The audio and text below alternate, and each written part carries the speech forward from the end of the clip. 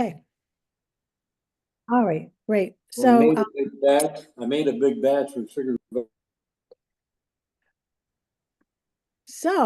we are delighted that our speaker is Linda Racine, Michigan co-coordinator of Citizens Climate Lobby.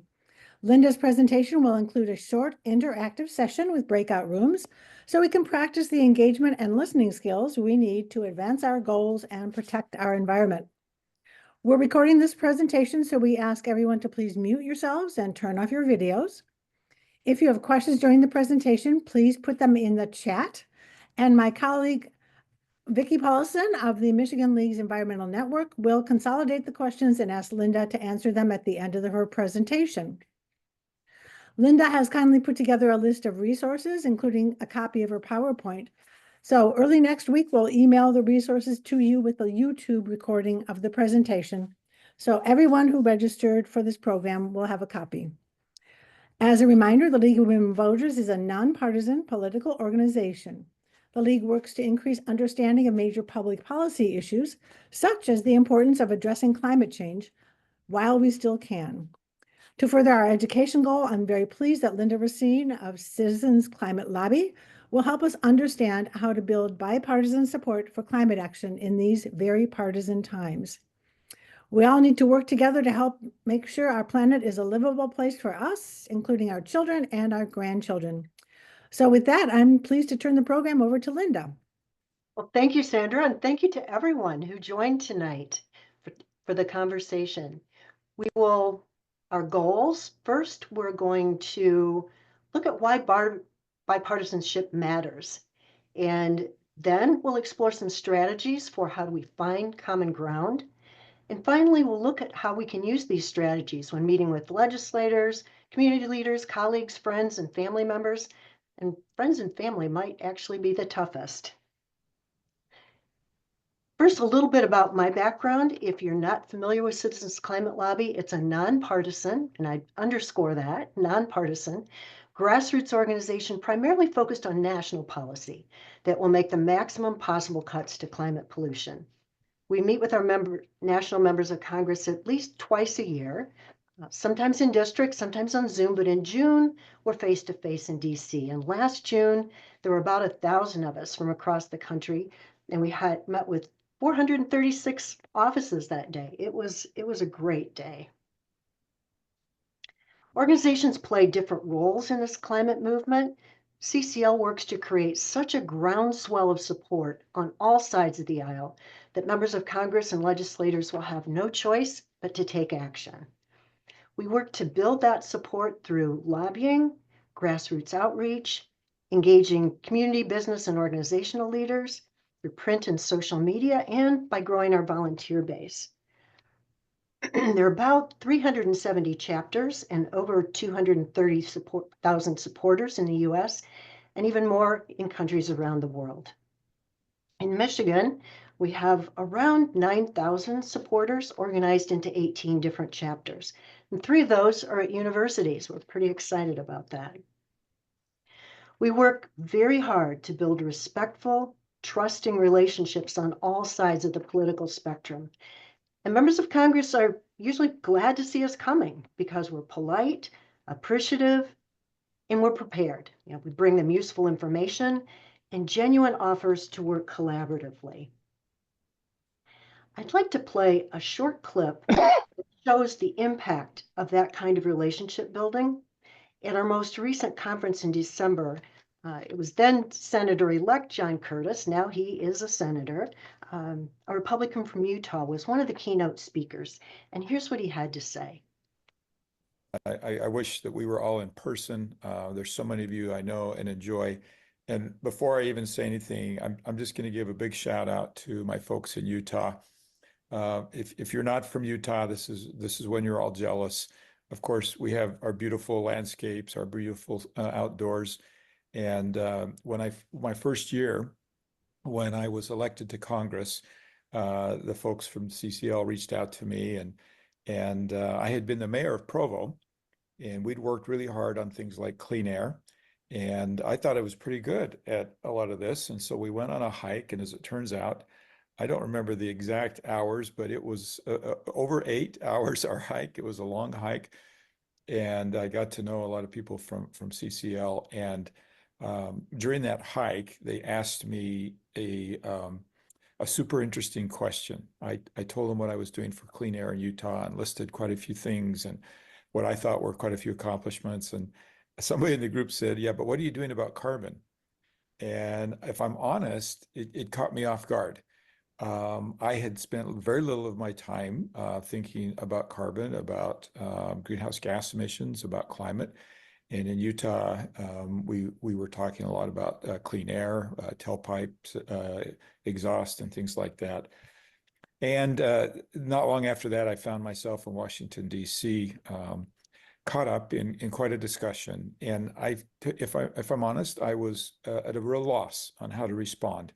And so I responded like a lot of Republicans typically respond, not so much pushing back, but more dodging and feeling very uncomfortable when asked about climate and looking for other conversations. And so I could tell very quickly that the people that were asking about that were not satisfied with my answers. And I didn't feel like they were good answers myself. So I started leaning into this and trying to learn more about climate, about carbon, about greenhouse gas emissions. And it made me a little bit nervous. And I'm telling you, it made my staff very nervous because Republicans, and particularly 7 years ago, just don't talk about climate and carbon and greenhouse gas emissions. And I'm just going to pause for a little bit in my story and give a big shout out to all of you. At that pivotal point, when I was trying to figure my way out, it would have been really easy for my good CCL friends and others to criticize me for not supporting certain bills or for some habits in my own life. And they didn't. They instead found things that I did that they liked. They found bills I supported that they liked. And I'm very well aware it was very inadequate for what they would have hoped or aspired to. But that approach of embracing me and making me feel good about myself and what I was doing actually inspired me to want to do more. It had just the perfect effect on me. And so instead of being satisfied with the very, very little that I was doing, I wanted to do a whole lot more and learn a whole lot more. And he went on to found the Conservative Climate Caucus in the House. He's been to COP at least twice and taking other representatives with him. It really gives me hope that he's in DC, that's for sure. Realizing it can't do everything that needs to be done, CCL has focused on 4 national policy areas. Putting a fee on carbon pollution has been the focus of our organization since it first formed.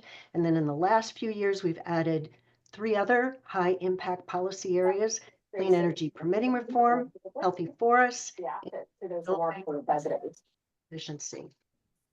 And at the state level, kind of parallel to that, we've been working hard on community solar, clean energy siting, and we're also working on building efficiency and electrification at the state level.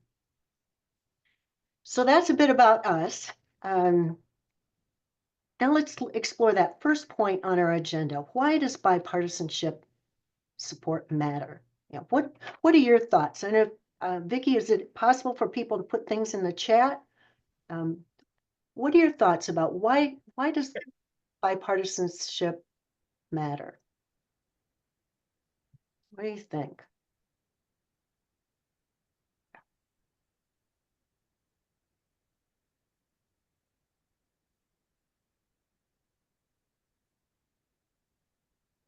Leadership changes? Yeah, absolutely.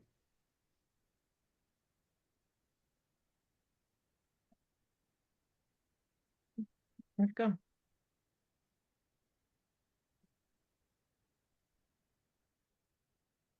This is great. More ideas are better. Need both sides to make things actually happen. Hear all voices. Get more accomplished when more legislators are on board. Yeah, all Really, really strong points for sure. As many of you mentioned, when we've heard multiple points of view, we're going to make better decisions. And generally, they're less likely to be undone. When there's strong bipartisan support, it's less likely to be done when there's a change in administration.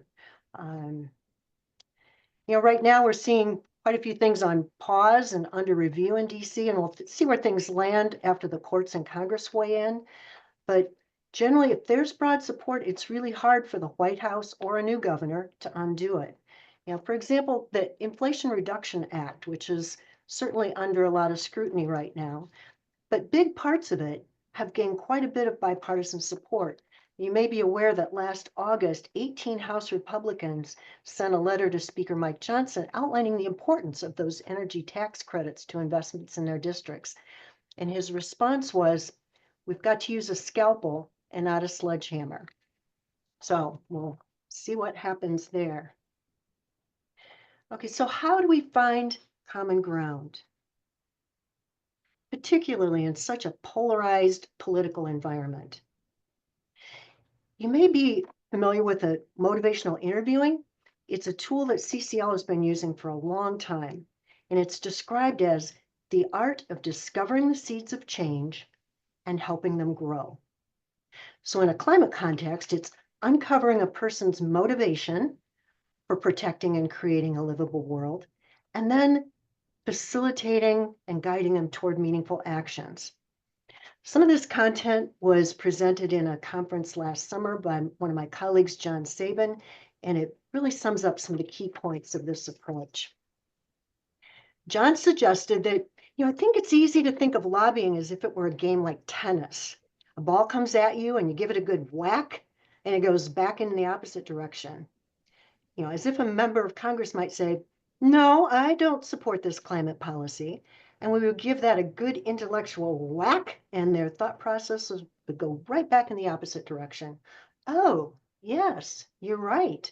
I do support this policy. I do. But obviously, lobbying may be more like the sport of curling.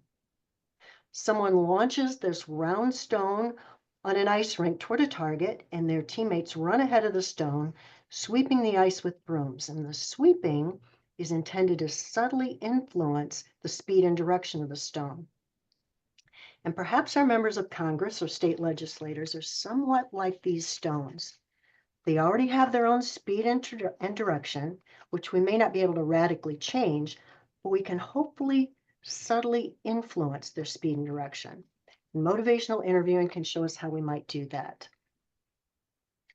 Vince Schutt introduced a concept he calls the MI band of emotions as the basis for this approach.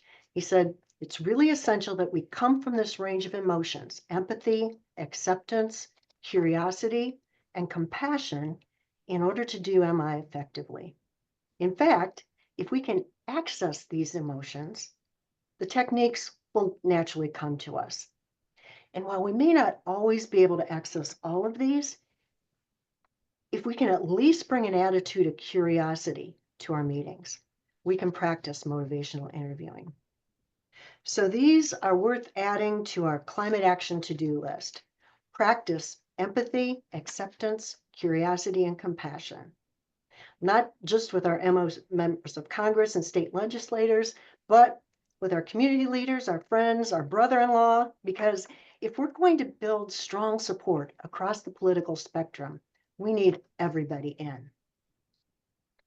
Okay, so now we're going to move on to the main techniques of motivational interviewing, which is reflective listening. It's probably a concept familiar to many of you. It involves two things, using open-ended questions and then reflections. And open-ended questions are ones that can't be answered by a simple yes or no. They open the door to the other person's way of thinking and their motivations. What do you like best about? What are you hoping to achieve? How do you see this working? And while there's certainly a place for yes or no questions, when this comes up for a vote, will you support it? Most of our conversations will be more effective using open-ended questions. And then the next piece, reflection, is a restatement of what the other person has just said in our own words, in an empathic and non-judgmental way, in order to show our understanding. And reflective listening requires that we do two things. First, that we listen for understanding, try to put ourselves in the other person's shoes and see the world as they see it, with no judgment. And in order to listen without judgment, we have to be truly curious. And this can be tough. When I'm talking to someone who appears to see the world exact opposite as I do, or who holds positions that make me crazy, that's hard. It is helpful, I've found, to think, so why would a reasonable person think this way? Really be curious. It's also helpful to do our best to try to assume good intent. And sometimes that's hard too. If we can't assume good intent, maybe we can at least assume ignorance. Maybe they simply don't have all the relevant information, and we can help with that. But we need to listen first to discover where those information gaps are. So we listen for understanding. And again, we don't have to agree, just try to understand. And then the second thing is to share that understanding with the other person with a reflection so they know we're following them. So we can start with something like, oh, so what I hear you saying is, or so it sounds like, and then pause, check that you got it right. They may clarify or they may tell you more, but you're building respect and trust. So open-ended questions followed by reflection. But what do we ask? And out of all the stuff they say, what do we choose to reflect? The folks who developed motivational interviewing said, it's possible to communicate in a way that elicits change talk and nudges people toward change. So that, so what is this change talk? It's any talk about the advantages of change or the disadvantages of the status quo. So related to climate, we'd say the advantages of passing climate-friendly legislation or the disadvantages of not doing so. As we listen to our community leaders or legislators, we can evoke change talk both with our open-ended questions and we can highlight change talk with our reflections.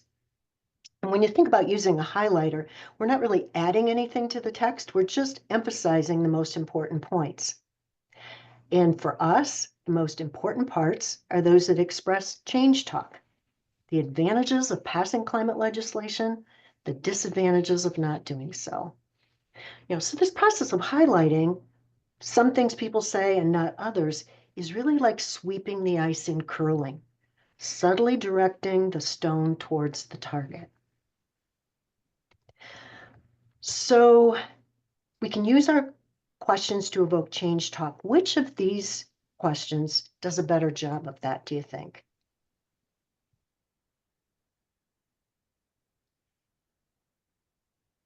If we ask, what are your concerns about community solar bills? We'll hear what they don't like about them, and that's not really what we're going to hear. That second question, what do you like about the community solar bills, is designed to get them thinking about what they do like, and that's change talk. Another question we might use here is something like, well, what would it need to include for you to support it? Again, that gets them thinking about the possibilities. What about these two questions? How do you think energy permitting reform would benefit your district or your state? And the second one, what problems do you see with the current permitting process? Actually, both of these evoke change talk. The first one points out the advantages of permitting reform. The second, the disadvantages of the status quo. So both are great questions. Here's another example. What if your legislator says, the Dems railroaded this through and what remains leaves no room for bipartisan work. So which reflection might evoke some change talk? The first one, so it sounds like you're thinking there's no point in pursuing further siting reform. Or, so it sounds like you'd be encouraged by signs of bipartisanship on siting reform. That second maybe could prompt them to think of some of the signs they've already seen or get them thinking along the possibilities of change.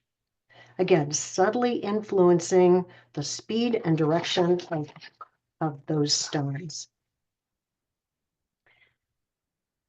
Okay, so what about when you want to say something yourself? The folks who develop motivational interviewing encourage us to first ask permission to share ideas. Would it be okay if I offered another point of view? Not only because it's polite, but it also indicates we're willing to keep listening if the other person's not really done expressing themselves. Then once the other person has given us permission to share, we do so briefly, and then ask them what they think about what we just said, and then return to listening. That point about being brief is really important. It's so easy, isn't it, in a meeting to simply talk too much. CCL has set a target for our meetings at 50% of us talk, 50% legislator staff talk. And that's a useful target. We also know what we choose to say and how we say it can be really important. Here's another analogy my friend John used. If you have a cat, you may have had this experience, and the rest of us can imagine. So one day you're carrying a couple bags of groceries, you come in the door, your cat scoots through your legs and it gets outside. And you might be tempted to chase after the cat, maybe shouting its name. But we know if you did this, we realize this is not a very good strategy because cats tend to run away when we chase after them shouting. And cats are way faster than us. So a much better approach is to go outside with a bowl of your cat's favorite food, sit down calmly somewhere within eyesight of the cat, and let the cat come to you. And John suggests that maybe our members of Congress could be a bit like cats. If we chase after them shouting, we'll never catch them. Much better if we just sit down calmly with a bowl of their favorite food and let them come to us. And cats can be pretty finicky about food with particular tastes, just like members of Congress. Some may love climate action, but others really can't stand that smell. And some might be more drawn to, grid reliability. Great. And others may really like energy independence.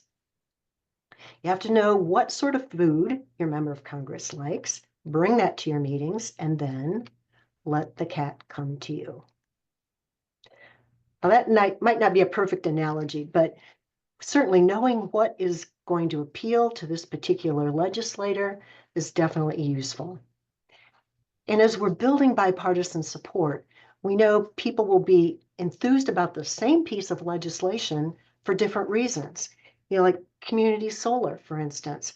Ed McBroom, one of the sponsors, who loves it because it gives people choice. It improves the grid reliability, lowers costs for people, his constituents in the UP that are paying really high prices.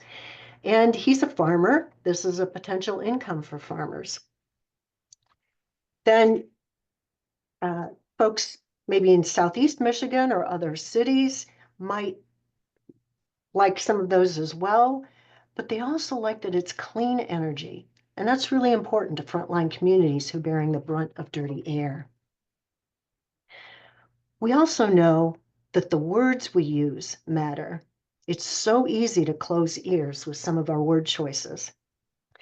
There's a research group that's put together some great information about words that work and those that don't. And it's called Talk Like a Human. So it's kind of interesting as you look at what their research has found. Some of the things that many of us may say frequently don't really resonate with a lot of folks. I know in Michigan 01, our representative, he absolutely bristles when he hears climate change, but he's very happy to talk about carbon pollution. So that's the terminology we use in those meetings. So who we're talking with, what part of the state they're from, what part of the country, some words are going to work a whole lot better than others. Okay, so a few additional strategies. No doubt most of you're doing this already. When we know we have a meeting coming up, we do our homework. We try to learn what we can about that person, their background, what's important to them. So we have a sense of where do we have some things in common, and that's where we could start our meeting.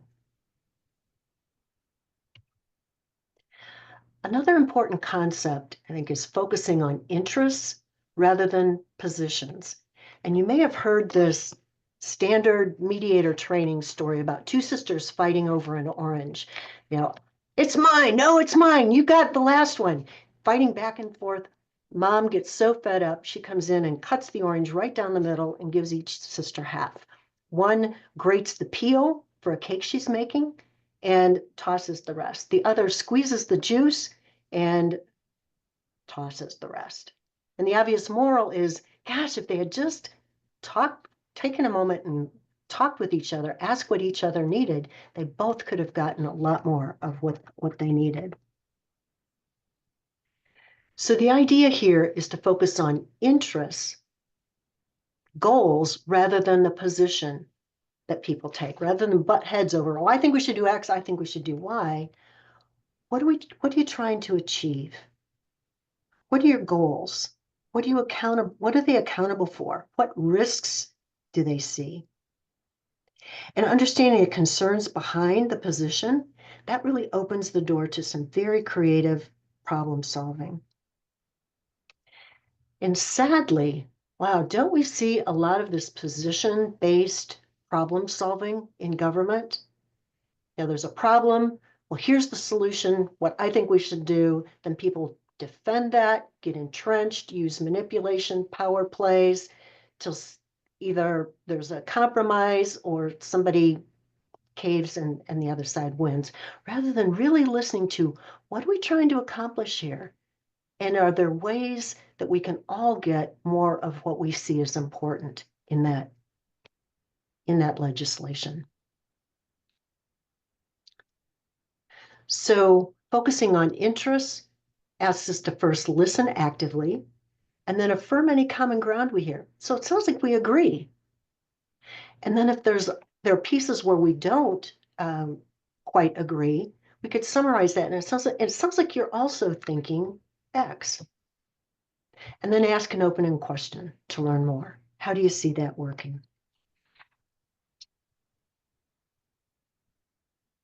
And one more kind of interesting strategy is to inhibit the writing reflex. When we see something off kilter, we want to straighten it out. If someone says something I know is wrong, it's almost an automatic reflex to correct them. No, actually, here are the facts. MI says we need to inhibit that reflex. We can imagine if someone came into your house and started adjusting the pictures or the paintings hanging on the walls, oh my goodness. Or worse, visited your mind and started straightening all the beliefs they thought were off kilter. If we want to build a respectful, trusting relationship that has the best chance of influencing another person, we need to stop ourselves from reflexively and immediately correcting what we perceive to be their errors. That doesn't mean we can't offer correcting information.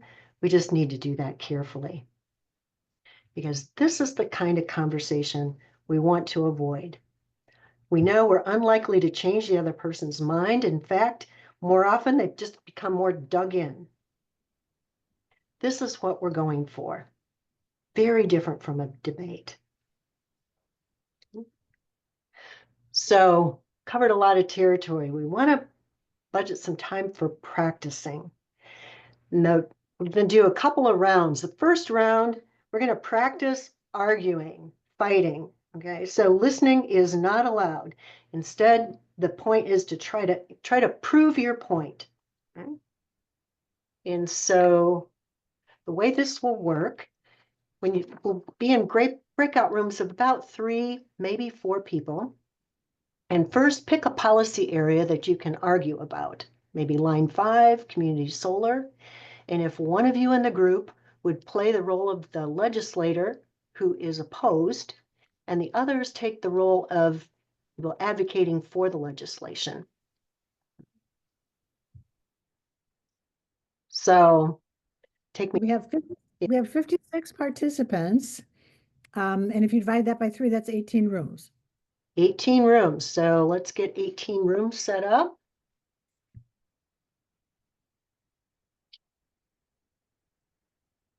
And okay, just take me a moment here. I think we're good.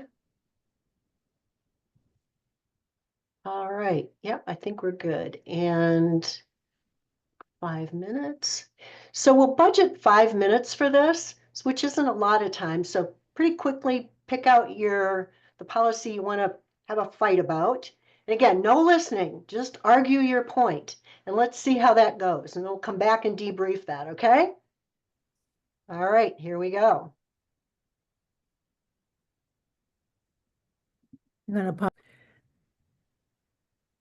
We're coming back from the first breakout session, and we're going to do a little debrief as soon as we get some of the other people joining us. Oh my, we lost a lot of people.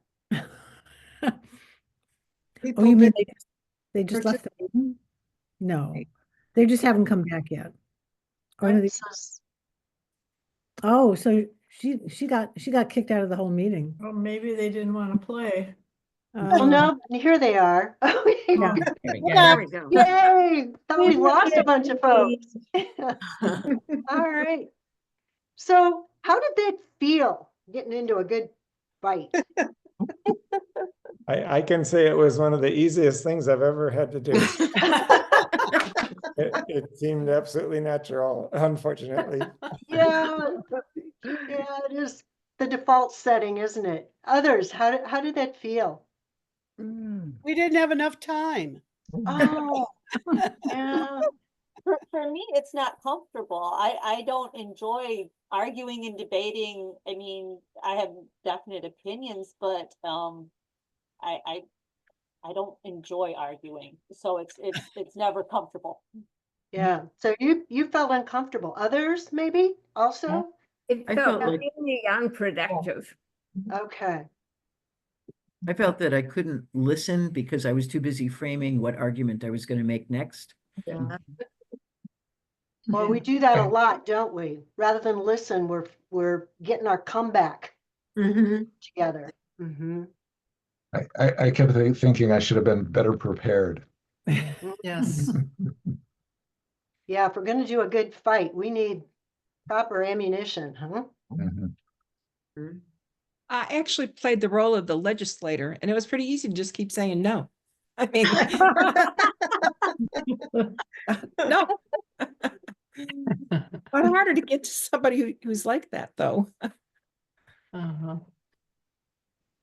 Well, we're going to try another round, round 2, and this time we are going to listen. So this is what this is going to look like. Start with an open-ended question, okay? And then before you respond with your own thought, reflect back what you heard them saying. You know, just those 2 things. And gosh, if you hear any common ground, we want to point that out. But asking an open-ended question and then summarize what you heard and check. You know, hit the pause button. Check. Did I hear that accurately? Okay, so that's going to be round 2. We'll see how that goes.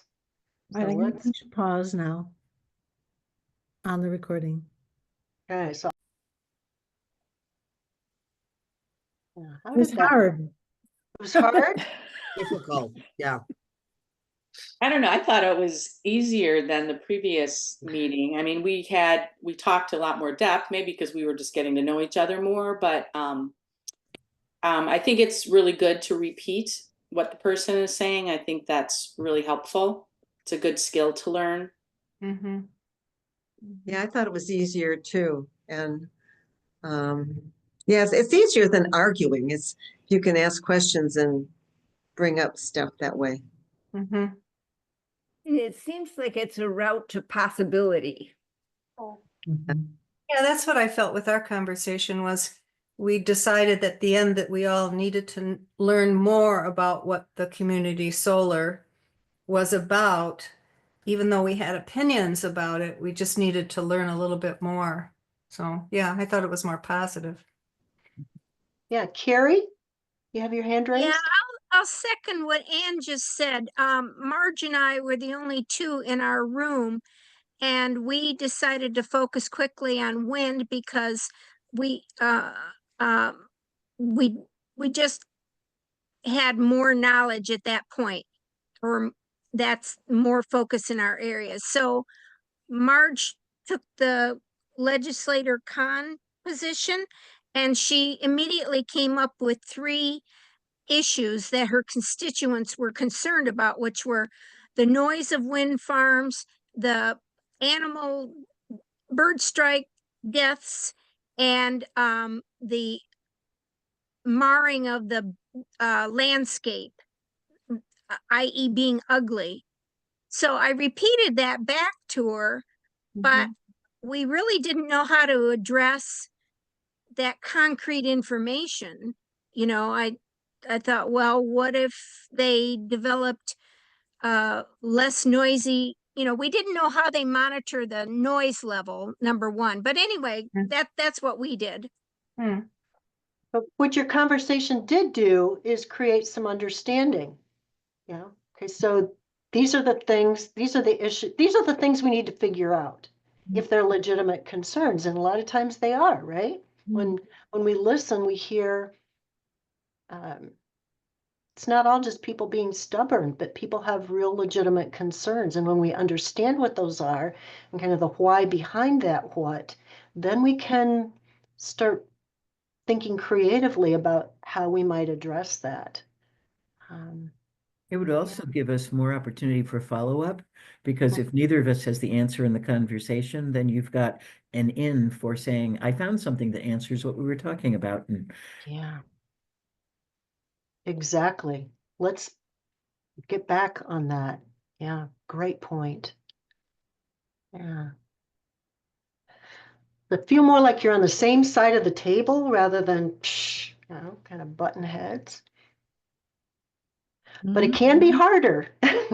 Yeah, trying to find we were thinking back to our particular representative, Jack Bergman, and Sarah and I were trying to think how we could phrase an open-ended question that would bring him in. The only thing we could come up with was something about his grandchildren, which he always has in his ads, and getting to focus on his grandchildren and what kind of world he would like them to live in. But we had trouble coming up with how to broach the question. You thought of that. I did not come up with that. Great. Oh, but you asked the good ones the first time round. Well, and your point is really well taken. When we know we have a meeting coming up and preparing for that, thinking through what are some open-ended questions that we could ask to get the conversation started that would get at some of those important values and shared values. Yeah, great point. Yeah.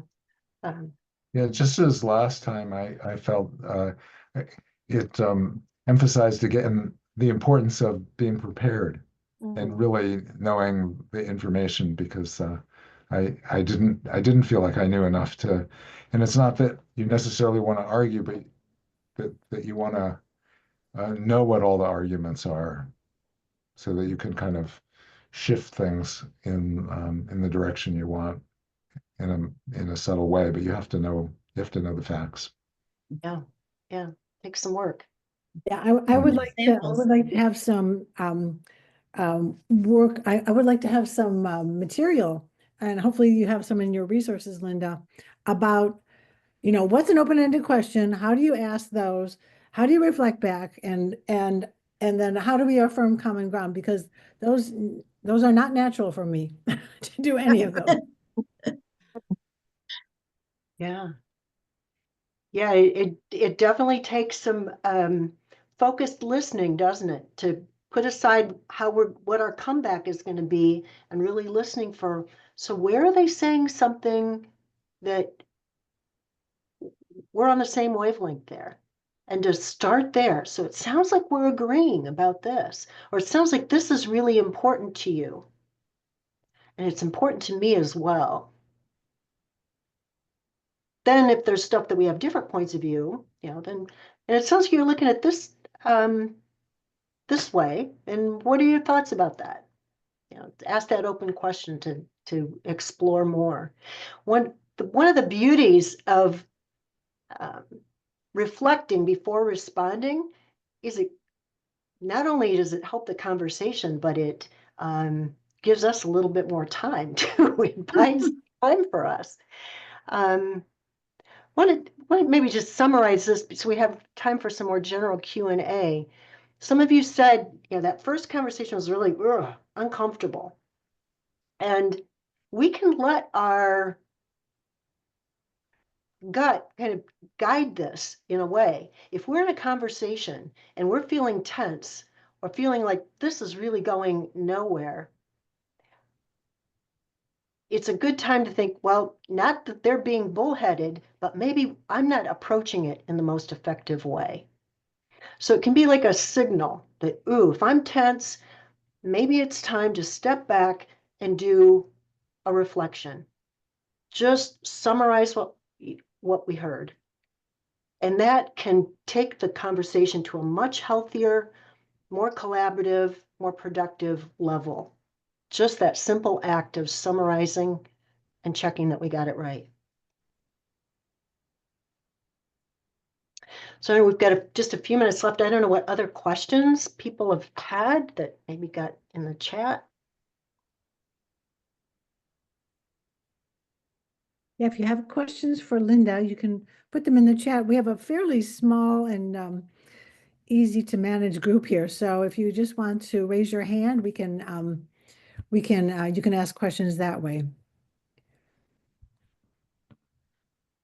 So Linda, there isn't anything in the chat yet, but I'm going to bring something up. In your organization then, do you provide in-depth training for members? Before you send them out or they go with you to Washington, D.C.? You have a whole program training, and how does that work? Oh my gosh, and there are a few, I see some CCL faces on the call.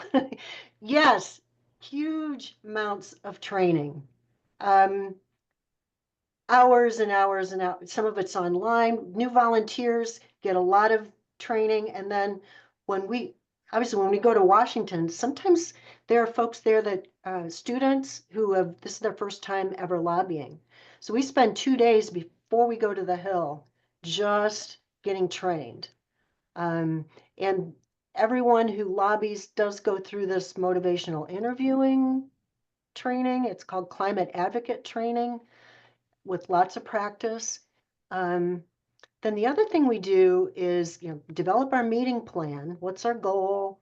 What kind of open-ended questions do we want to ask? What are the things that might appeal to this particular legislator? And we do a dry run. Everybody's got a role to play in that meeting, and we run through that meeting a couple of times so that people are confident and going to be confident and effective. Yeah. So Maud has put something in the chat now, and she says, I liked your open-ended question about what do they not like about the status quo? It established common ground that the current situation has issues. Oh, I want to make sure I understand that. So all I meant by that was it was a way of starting a conversation. It's like, so it's sort of like a shorthand would be, so you agree that the way it is now needs a lot of improvement. And then get them to talk more about what they see that's wrong, which tells you more about where they're coming from and what they really care about. I just thought that was interesting. It wasn't just what do you think is the solution, but also what do you not like about the way things are done now? Yeah, great point. And that's change talk. Yeah. And Kristen's submitted now, how effective do you think your group is? Seems like the current administration is not open to addressing climate change. How are you going to approach that? Well, we keep on. I think, well, I could get back with the group. There's a lot of legislation that CCL has helped, that has passed, that CCL has helped advocate for over the last few years. There's pretty good list. And actually at 8 o'clock tonight, we're going to, I was telling others, we're getting a training on a new bill that just was introduced earlier, passed by the House, on protecting our forests. And it had, it was very strongly supported by the House. So there are things, we're looking at, while there's some discouragement, there are also things that really appeal to a Republican majority Congress, like they like efficiency. Permitting reform is really an important issue to get clean energy projects built. So there's an opportunity to make government more efficient. That can be helpful. The other thing, we hear there's talk about tariffs. Well, if we're going to do tariffs, how about a tariff on carbon as part of our trade? Because that will encourage countries to reduce their own carbon emissions. So I guess the answer is there are always ways to work with whatever the political party is. If we understand what their interests are and what are things that would that can help meet some important climate goals that align with their interests. Yeah, Anne? I have two questions. Is your group, how bipartisan is your group itself? And then, is it? That's wonderful. Absolutely nonpartisan. Yeah. And then my second question is, where do you go? Then this would be even harder. Where do you go to get your information then to make sure it's accurate? And do people on the other, on the bipartisan side go to different groups? And we're really fortunate, Anne, to have an outstanding research team that's led by, right now it's led by, I've always had that, but right now Dana Nuccicelli, who works part-time for Yale. He's a very solid researcher and use sources, multiple sources that are well respected. To both sides? Yeah, on all, yes.